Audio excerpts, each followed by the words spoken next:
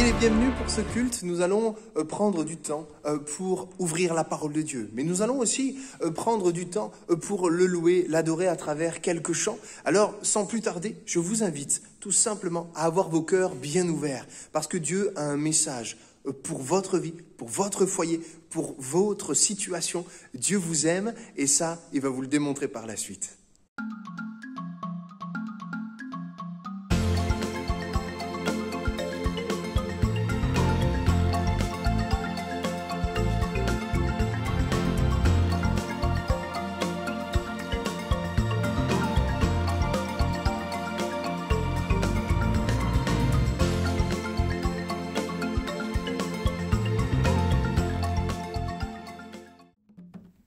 La campagne d'évangélisation se passait à Ouaké, au Bénin, tout près de la frontière avec le Togo. Le terrain est difficile, les chrétiens sont rejetés, il y a l'influence du Nigeria où plusieurs personnes sont persécutées, d'où un contexte ténébreux. Nous avons néanmoins les autorisations locales pour intervenir à condition que tout se fasse dans le calme. Pas de propagande, pas la possibilité d'aller de village en village pour annoncer cette campagne d'évangélisation. Un groupe d'une trentaine de chrétiens s'est mis en prière. Depuis plusieurs semaines, tous ont jeûné. Ils se sont attendus à Dieu pour que ces 5 soirées de l'annonce de l'évangile soient bénies. D'où venaient toutes ces personnes pour cette première soirée? 1300 hommes, femmes et enfants, comme du temps de Jésus, une foule nombreuse. Seulement de Dieu qui nous les envoyait par son esprit, c'est certain, un miracle. La prédication a eu lieu. Jésus était blessé pour nos péchés, brisé pour nos iniquités. Le châtiment qui nous donne la paix est tombé sur lui et c'est par ses meurtrissures que nous sommes guéris. 300 personnes, ce soir-là, ont donné leur vie au Seigneur Jésus. Elles se sont avancées sur le devant, acte de foi, d'abandon total dans le Sauveur. Vues aux yeux de tous, des religieux, des féticheurs, des marabouts, elles n'ont pas eu peur des représailles, de recevoir des mauvais sorts, d'être persécutées. Il y a eu la prière de repentance, puis l'abandon de leur vie à Jésus, le Fils de Dieu. Alors ta lumière poindra comme l'aurore, et ta guérison germera promptement. Ta justice marchera devant toi, et la gloire de l'Éternel t'accompagnera. Puis est venu le temps de la prière pour les malades.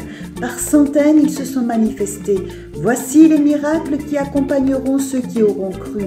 En mon nom, ils imposeront les mains aux malades, et les malades seront guéris. Un enfant d'une dizaine d'années s'est mis à courir. Tout le monde poussait des cris de joie. Certains levaient les bras et mains au ciel pour remercier Dieu. Cet enfant sautait, riait, courait dans un sens et dans un autre, et il ressautait. Né handicapé, paralysé des jambes, ce soir-là, en un instant, il est guéri. Tout est possible à celui qui croit. Au milieu de la foule, un homme, entouré par des amis, s'est avancé pour être guéri, aveugle, sans globes oculaires. Il a cru et il a été guéri. Ses orbites se sont remplies et ses yeux sont apparus. Ce soir-là, il a vu pour la première fois. Le lendemain, il est revenu, emmenant avec lui une partie de son village. La foule était dans la joie, mais aussi dans la crainte. Plusieurs tombent à genoux et donnent leur cœur à Jésus. Ils le reconnaissent comme le Tout-Puissant, comme leur Sauveur. Une dame portait des bagues au pouvoir magique. Elle voulait s'approcher de Dieu.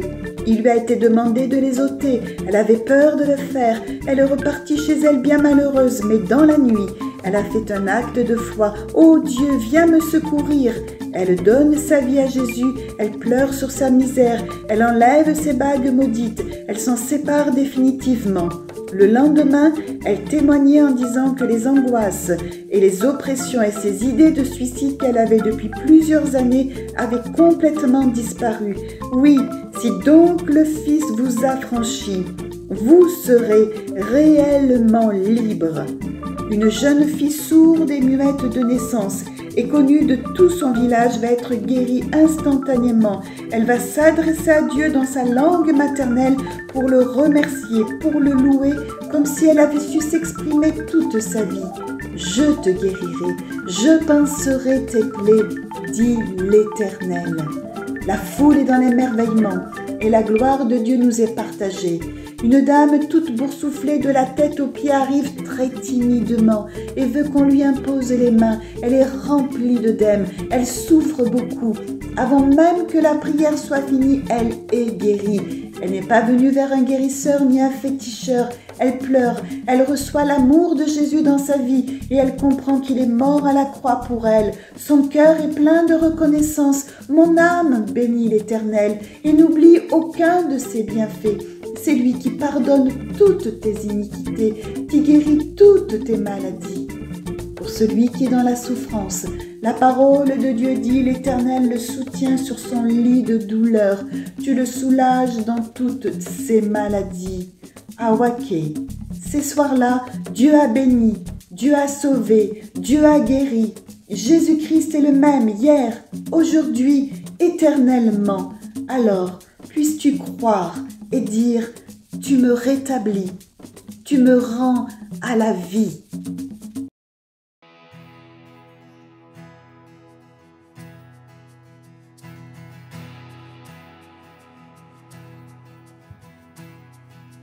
Que nos chants soient comme un signe, nos louanges, un accueil. Nous sommes là pour toi. Nous sommes là pour toi. Que ton souffle vienne des cieux, nous remplir de ta vie. Nous sommes là pour toi. Nous sommes là pour toi.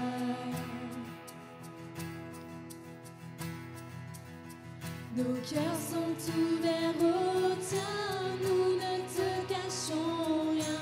Nous avons soif de toi. Car tu es le Dieu saint, tout autre Dieu est vain. Oh, que ton feu descend.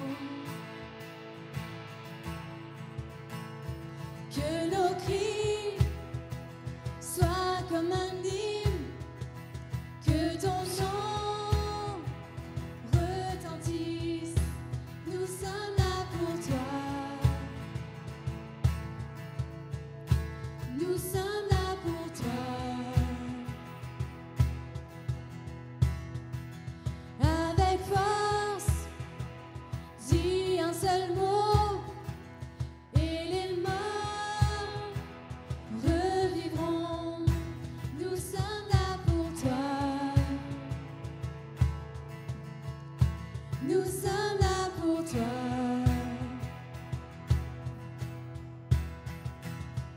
Nos cœurs sont ouverts au tien, nous ne te cachons rien. Nous avons soif de toi. Car tu es le Dieu saint, tout autre Dieu est vain. Oh, que ton feu descende. Nos cœurs sont ouverts au tien, nous ne te cachons rien. Nous avons soif de toi. Car tu es le Dieu saint, tout autre Dieu est vain. Oh, que ton feu descende.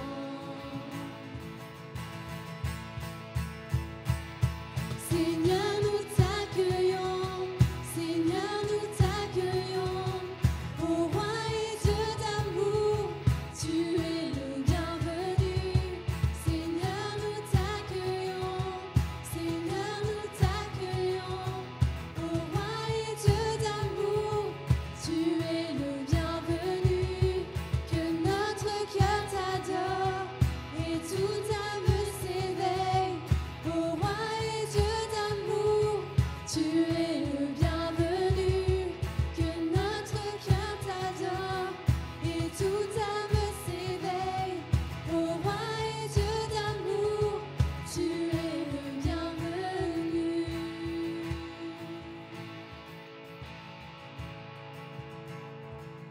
Nos cœurs sont ouverts au t'appartiens, nous ne te cachons rien, nous avons soif de toi. Car tu es le Dieu saint, tout autre Dieu est vain, que ton feu descend.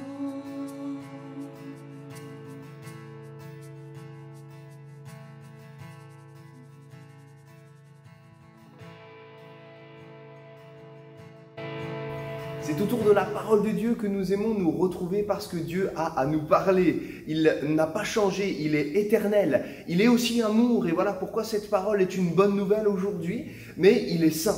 Et parce qu'il est saint, il a dit dans sa parole, la main de l'Éternel n'est pas trop courte pour sauver, ni son oreille trop dure pour nous entendre. Mais ce sont, et il le dit, il y a un mais ce sont vos crimes, mes crimes, les tiens, qui mettent une séparation entre vous et votre Dieu. Ce sont vos péchés qui vous cachent sa face et l'empêchent de vous écouter. Dieu veut, mais notre péché, notre nature pécheresse nous empêche. Il est dit aussi, et pour nous amener plus loin, pour ne pas rester sur le constat, mais toucher du doigt la bonne nouvelle, Joël 2 nous dit ceci, « Déchirez vos cœurs et non vos vêtements. Et revenez à l'Éternel, notre Dieu, car il est compatissant et miséricordieux, lent à la colère et riche en bonté. Et il se repent des maux qu'il envoie. » Et je rajoute un dernier passage. Ne savez-vous pas que votre corps est le temple du Saint-Esprit qui est en vous, que vous avez reçu de Dieu et que vous ne vous appartenez point à vous-même? 1 Corinthiens 6, 19. Le titre de ce message, c'est « Le temple que tu es ». Tu es une demeure, ton âme t'habite. Mais dans cette âme, il y a deux éternités. Soit l'une va te conduire auprès de Dieu pour l'éternité, l'autre éloignée pour l'éternité. Et ce message est là pour nous interpeller, peut-être nous faire comme un électrochoc, pour réaliser que nous avons besoin de laisser Dieu entrer dans ce temple. Parce qu'un temple peut être un temple païen comme un temple où Dieu demeure. C'est là où est le propos de ce matin. Que Dieu désire habiter dans le temple de ma vie, habiter dans ma vie, être là, présent dans tous les jours de ma vie. Mais Dieu ne peut demeurer dans ma vie à cause du péché. Et tant que la question du péché n'est pas réglée, que ce soit, comme on dit dans le monde, un petit péché, quelque chose de caché que personne ne voit, mais qui n'est pas passé sous silence par Dieu, ou que ce soit un crime, comme nous l'avons lu dans sa parole. C'est une séparation entre nous et Dieu. Et tant que cette histoire n'est pas réglée, tant que le péché dans ma vie n'est pas réglé, Dieu ne peut habiter dans ma vie. Le péché, Dieu l'a en horreur. Voilà pourquoi, parce qu'il nous aime, mais que quand même, il a en horreur ce péché, il a envoyé son Fils unique. Elle est là la bonne nouvelle. C'est que Jésus est venu sur la terre, il est l'antidote réservé pour toi comme pour moi, pour être sauvé. Et cette grâce demeure sur notre vie, une grâce imméritée, une grâce qu'on ne peut contenir, qu'on ne peut même gagner à la force de nos œuvres. C'est par grâce que nous sommes sauvés. La situation était que le péché nous séparait de Dieu, mais Jésus a été envoyé. Jésus s'est fait pécher pour nous, nous dit la parole de Dieu. Il a pris cette nature qui était pécheresse sans jamais pécher, tenté en tout point comme nous, sans jamais pécher. Et la Bible dit que sur la croix, la condamnation du péché est tombée sur lui. Il a été cloué, il a été percé. Une couronne de malédiction a été placée sur le sommet de sa tête. Et c'est une preuve d'amour. La Bible nous atteste que nous connaissons l'amour en ce que Christ est mort pour nous, nous qui sommes pécheurs. Pourquoi je disais tout à l'heure que nous sommes le temple, en tout cas nous sommes un temple, et Dieu voudrait ce matin que tu deviennes le temple de Dieu, ou que tu redeviennes le temple de Dieu pour accueillir sa présence. C'est parce qu'un jour, Jésus est entré dans le temple. Il est entré plusieurs fois dans le temple. Mais par deux fois, il a agi de manière virulente, de manière, je vais même aller jusqu'au mot, il a agi d'une manière violente, avec passion, avec zèle pour sa maison, comme nous dit la parole. Au tout début de son ministère, dans Jean chapitre 2, et puis à la fin de son ministère, et nous lirons Marc 11. Il est dit dans Jean chapitre 2 qu'il trouva dans le temple toutes sortes de choses. Des vendeurs de bœufs, de brebis, de pigeons, et des changeurs. Et il y avait un trafic qui s'était installé. Ce qui faisait le cœur d'animation du temple, c'était les échanges, le trafic. Et ça a offusqué Jésus. qui est la présence de Dieu incarnée. Et ta vie, elle est peut-être pleine de tout plein de choses.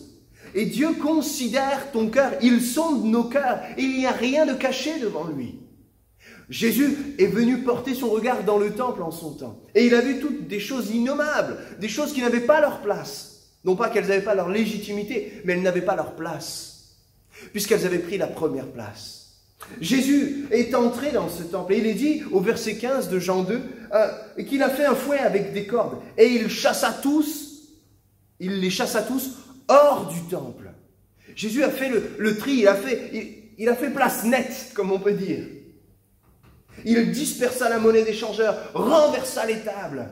Et il dit une chose importante, ôtez cela d'ici. Dans ton cœur, le péché n'a pas sa place. Voilà pourquoi Jésus est venu. Il est venu sur la croix pour donner sa vie. Et peut-être qu'on a du mal à imaginer Jésus claquant du fouet pour faire du bruit, non pas pour frapper, mais faire du bruit pour interpeller. Et cette parole, elle est là pour t'interpeller, mon ami, pour que tu puisses considérer que Jésus doit prendre toute la place dans ta vie. Sans quoi, c'est la mort éternelle. Est-ce que tu considères ces paroles comme un claquement de fouet, comme le dompteur va essayer de canaliser le lion qui est là avec ses crocs acérés? Et un lion, par définition, est une bête sauvage qu'on ne peut dompter. Mais les dompteurs s'y essayent et ils sont toujours animés d'un fouet pour diriger la bête. Ils sont animés d'un fouet pour les interpeller. Ce message est là peut-être ce matin avec plus de véhémence, d'énergie, de punch, parce qu'il y a besoin, peut-être dans ta vie comme dans la mienne, d'un électrochoc. On a besoin de considérer que Jésus est venu. Il est venu sur la terre. Et il est dit dans Marc 11, qu'il est venu et il est entré dans Jérusalem, puis dans le temple. Et il est dit, quand il eut tout considéré. Ce matin, le Seigneur il sait toute chose, il connaît ta situation. Mais toi, est-ce que tu te poses la question? Est-ce que tu considères l'état de ton âme? C'est important de considérer cela. Et si tu es un ami chrétien, si tu marches dans la foi, quel est l'état de ton cœur? Est-ce qu'il grandit dans la foi? Est-ce qu'il grandit dans la paix et dans la joie comme il est associé à la vie du Saint-Esprit dans nos vies? Il est important de considérer l'état de nos cœurs. Pourquoi je le dis avec énergie et peut-être, je vais utiliser le terme violent, parce que la parole de Dieu, et Jésus lui-même l'a dit, que le royaume des cieux est forcé, et ce sont les violents qui s'en emparent. Il faut être courageux pour choisir Jésus. Il faut prendre position pour marcher dans la foi. Ça se fait peut-être avec force, avec violence, comme je peux souligner ces actes. Mais en tout cas, Jésus considère l'état de ton cœur, comme il considère l'état du temple. Et même, il va dire quelque chose de choquant pour les Juifs à l'époque, 46 années de reconstruction du temple. 46 années. Et il dit en plein milieu du temple, après avoir claqué du fouet, renversé les tables, chassé toutes les marchandises et tous les vendeurs, les acheteurs. Il dit, mais ici c'est la maison de prière, c'est la maison de la présence de Dieu. Il dit, mais démolissez ce temple et je le rebâtirai. Lui ne parlait pas des pierres, mais il parlait de sa vie. Pour que tout soit reconstruit correctement, pour que Dieu soit dans ta vie. Jésus a payé le prix. Il est mort pour moi, il est mort pour toi, il est mort pour chacun, pour quiconque croit puisse être sauvé. Il parlait de ce temple qui allait être détruit comme sa vie, qui allait être sacrifiée.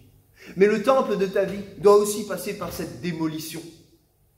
Ta vie doit être déconstruite. C'est ce qu'on appelle dans la Bible la repentance. Nous devons venir à genoux à Jésus et lui réclamer son secours. Dire, Seigneur, voici l'état de mon temple, l'état de ma vie. Et sans toi, je ne vais pas trop loin. Même, j'ai peur pour mon lendemain. Si c'est ta situation, si c'est comme cela que tu considères ton cœur, laisse Jésus entrer. Laisse Jésus entrer dans ta vie. Jésus fait l'état des lieux. Et toi, et je le redis, est-ce que tu considères ton cœur? Est-ce que tu fais l'état des lieux de ton cœur? Parce que Jésus veut entrer comme il est entré dans le temple et prendre sa place, prendre toute sa place ou reprendre sa place si tu t'es refroidi. Lorsque Jésus fut arrivé à cet endroit, il leva les yeux et un homme était là sur le chemin du parcours de Christ. Un homme était là. Cet homme se prénomme Zachée. Et il lui dit, hâte-toi. D'autres traductions disent, dépêche-toi. Hop, hop, dépêche-toi. Vas-y, fonce. Comme ce claquement de fouet, il a interpellé Zachée. en disant, viens, ta vie n'était pas réglée, descends de cet arbre, il faut que je demeure. Et il est dit dans Luc 19,5, il faut que je demeure aujourd'hui dans ta maison. Aujourd'hui, c'est le jour du salut. Ne remets pas à demain ce que tu peux faire aujourd'hui. Mon ami, tu entends ces paroles. Ami chrétien, tu entends ces paroles qui claquent comme un claquement de fouet, qui sont là comme pour nous embêter. Il y a quelque chose, il y a un combat, mais c'est comme Jésus entrant dans ce temple qui renverse les tables. La parole de Dieu, elle est là comme une épée. Elle vient trancher, séparer jointure et moelle. Elle est pertinente, elle est percutante. Elle vient frapper le plus profond, la face cachée de notre cœur. Il y a une urgence, ami, il y a une urgence pour que tu laisses Jésus entrer et qu'il fasse le ménage. Parce que son esprit est là pour nous conduire. Il est là pour révéler les choses. Et la parole de Dieu, elle est là comme une épée. Elle vient pointer du doigt ce qui fait mal. Si en écoutant ce message, tu es comme remué, ne laisse pas simplement ton cœur être vivement touché, mais réclame à Dieu, qu'est-ce que je dois faire maintenant? Il est dit, et je le redis, dans Jean 2, qu'il a chassé tout le monde en dehors du temple. Si Jésus est appelé à prendre toute sa place, c'est qu'il prend il doit prendre la première place dans notre vie. Mais il doit aussi prendre toutes celles qui suivent. Il est dit qu'il chassa, il renversa, et même, à un moment, il est dit dans Marc 11, au verset 16, qu'il ne laissait personne transporter aucun objet. Il s'est mis en barrière. Un jour, Jésus s'est mis en barrière sur la croix. Il s'est opposé à la destinée qui t'était réservée à cause du péché, pour prendre sur lui la condamnation qui te donne la paix, qui me donne la paix. Il ne laissait personne transporter en disant, mais laissez cela. Le propos, c'est moi. Jésus est la vérité. Il est le chemin qui conduit à la vie. Mais il est aussi la personne qui doit attirer toute notre attention. Sa parole, elle est puissante. Elle réforme nos voies. Sa parole, elle sépare ce qui est vil de ce qui est bon. Parce que Dieu est un Dieu jaloux et qui ne veut pas de partage dans ta vie. La Bible dit qu'on ne peut servir deux maîtres. L'un conduira à la mort, l'autre conduira à la vie. Fais ton choix ce matin, aujourd'hui. Quand tu entends cette parole, n'endurcis pas ton cœur. Laisse-toi interpeller. Jésus remue ciel et terre et il te cherche. Vois Jésus s'agiter à renverser les tables pour attirer ton attention, démobiliser, renverser tout ce qui est mis en place dans ta vie et qui est comme une barrière, une séparation entre Dieu et lui. Jésus veut être au centre de ta vie. 1 Corinthiens 6, 19, nous l'avons lu tout à l'heure. Vous ne vous appartenez point à vous-même. À partir du moment où Jésus habite, il est notre tout. Il est le centre de nos passions, de nos intérêts, de nos objectifs, de nos désirs d'avenir. Sur quoi construis-tu ta vie? Est-ce que, comme Zachée, tu étais bon dans les affaires? Tu es bon dans les affaires. Mais Zachée, il s'est senti repris. Il s'est dit, mais les affaires, c'était mon Dieu. Maintenant, je veux que Jésus soit mon Dieu.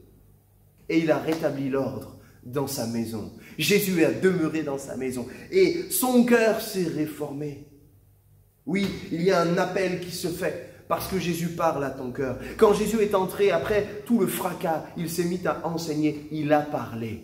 Jésus ne veut pas juste te titiller dans ton cœur et que tu te sentes remis en cause. Il veut être ta solution.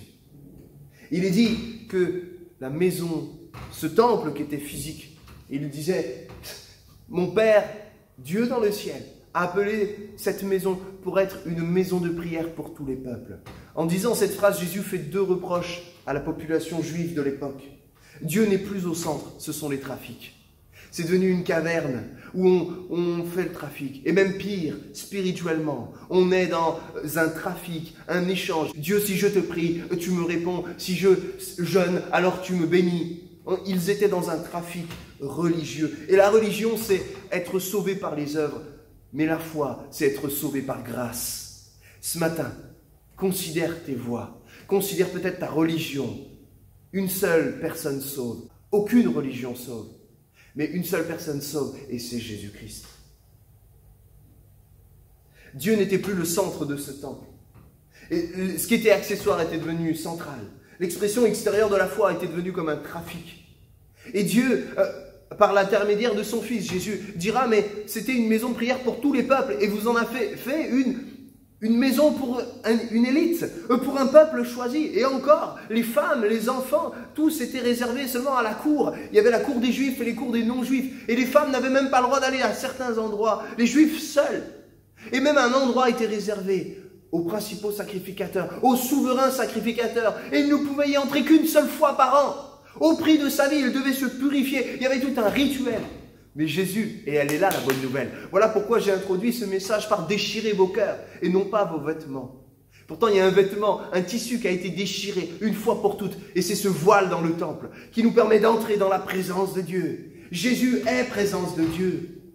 Le temple qui était censé être la présence de Dieu, Jésus vient tout casser et s'y mettre en plein milieu et dire « Mais je suis présence de Dieu. Si tu m'accueilles, tu accueilles Dieu. Nul ne voit le Père s'il ne voit le Fils. En accueillant le Fils, en accueillant Jésus, tu accueilles Dieu le Père. » Jésus, il parle, il exprime sa parole. Il est parole de Dieu fait chair. Jésus est cette parole qui vient pénétrer nos cœurs. Et c'était un lieu, le temple était un lieu où un culte était rendu à Dieu. Mais qui rend mieux gloire à Dieu que Jésus le Fils?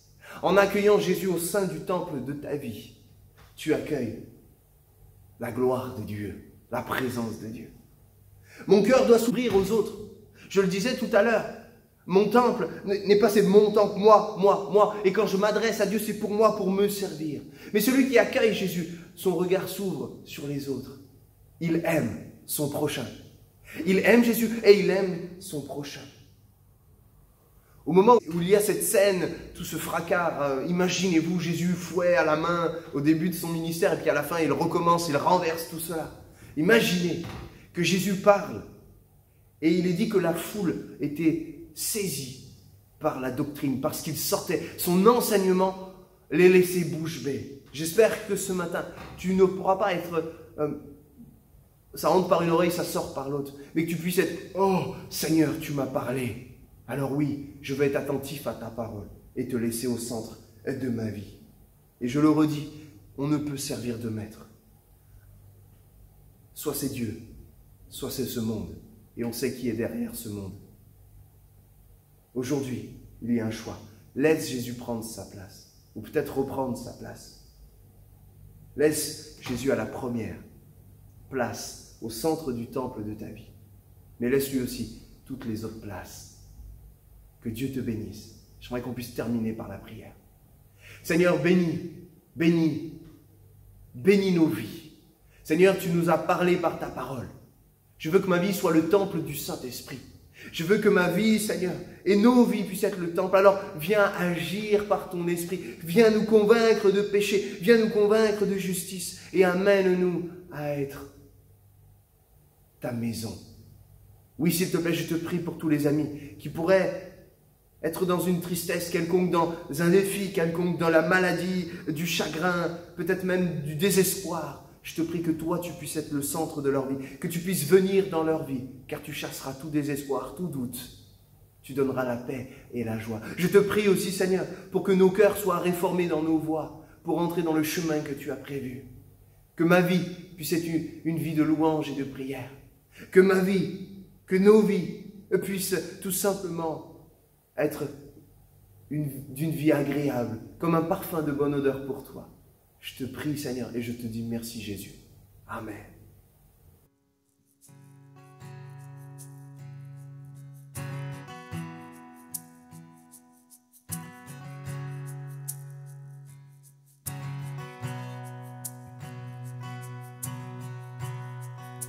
Je t'exalte,